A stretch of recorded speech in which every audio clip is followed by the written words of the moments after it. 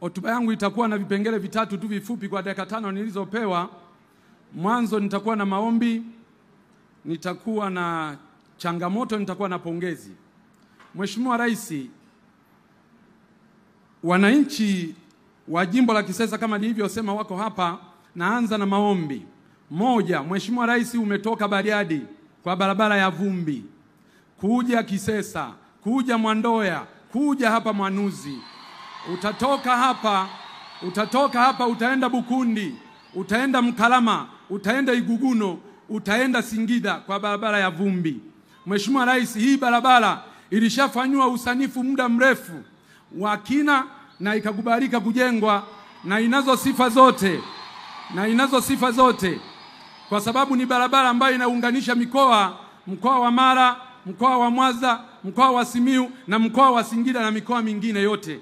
Mheshimiwa Rais, tunaomba leo maliza huu ugonjwa mkubwa wa Wanameatu, maliza huu ugonjwa mkubwa wa Wanasimiyu. Mheshimiwa Rais, ninaomba kwa niaba ya Wanameatu na kwa niaba ya wananchi wa jimbo la Kisesa, naomba ujenzi wa madaraja muhimu matatu. Daraja la Mto Sanga litakalojengwa kati ya kijiji cha Isangijo pamoja na Ifungiro wilaya ya Maswa. Daraja la Mto Sanjo litakalojengwa baina ya kijiji cha Mwashata pamoja na Migato litakalounganisha wilaya ya Meatu na Itilima. Daraja la Mto Semu litakalojengwa kijiji cha Mbugabanya litaunganisha na kijiji cha Mwajidalala. Madaraja haya matatu, Mheshimiwa Rais, ni muhimu sana kwa uchumi wa wananchi hawa na ndio maana unashuhudia hizo shangwe. Changamoto moja ni uvamizi mkubwa sana wa tembo katika wilaya nzima ya Meatu. Mheshimiwa Rais, umejenga kituo Ng'anga cha milioni 125 kwa ajili ya kudhibiti tembo. Mheshimiwa Rais, umejenga kituo cha kudhibiti tembo kijiji cha Marwiro milioni 80. Mheshimiwa Rais, kimeweka kituo pale Mbugabanya kwa ajili ya kudhibiti tembo, lakini kutokana na wingi huu wa tembo bado wanaua watu, tembo bado wanamaliza mazao ya wananchi yakiwa shambani na majumbani. Tatizo la tembo ni kubwa kwa wananchi hawa.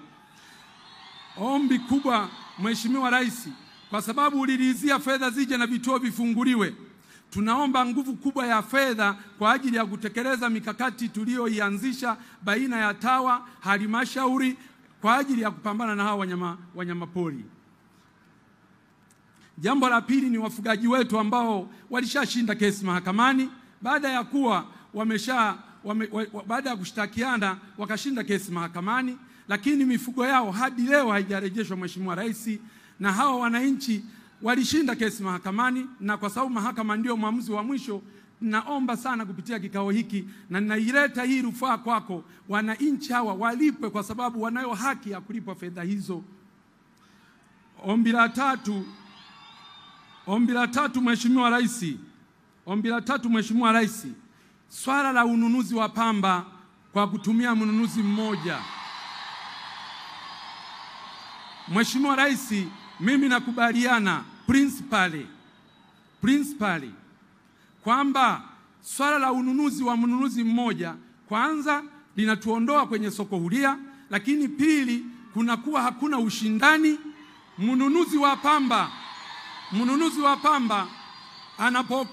unapokuwa na mnunuzi mmoja akipata matatizo tu ya kifedha kidogo, wananchi hawa wanaenda kwenye AMCOS, wanaenda kwenye maeneo ya kuuza pamba, hakuna fedha.